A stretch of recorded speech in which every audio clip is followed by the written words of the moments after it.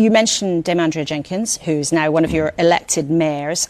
She said this week she doesn't believe that climate change exists. Do you believe in man-made climate change?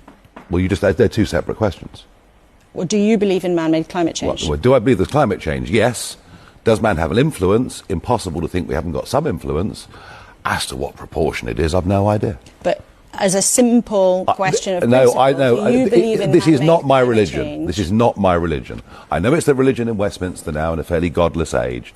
It's not my religion. The real point about it is, are we going to deindustrialise Britain? There are 2.5 million manufacturing jobs left in Britain that are under threat and could be gone within the next decade unless we change direction, and that particularly relates to energy policy. And indeed there are billions of pounds worth of public policy decisions that depend on whether or not people believe the science and they believe in the kind of steps that people should be taken.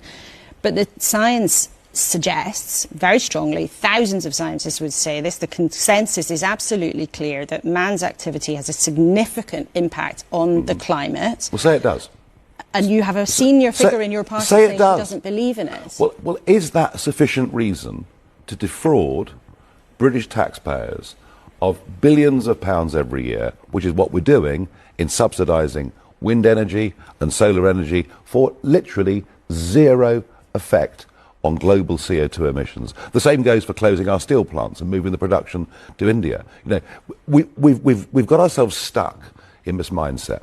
We believe that man has an influence on changing the climate. I didn't deny that. I think, man does. So you do, because it's an important I just said a minute ago.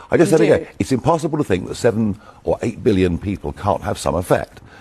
But whether that's a reason to transfer manufacturing to other parts of the world, whether that's a reason to have the most expensive energy prices for industry in the world and to make the poor poorer in society for almost no benefit whatsoever, I doubt. Well, plenty of people would disagree. In fact, people maybe watching this programme who work in green energy, who maybe work making, well, what about those that have lost their jobs? What about those that have lost their jobs in traditional industries and those that are threatened? We are going to need huge amounts of steel, for example, over the next few years. We're going to need vast amounts of copper wire over the next few years. We're just not making this stuff here anymore.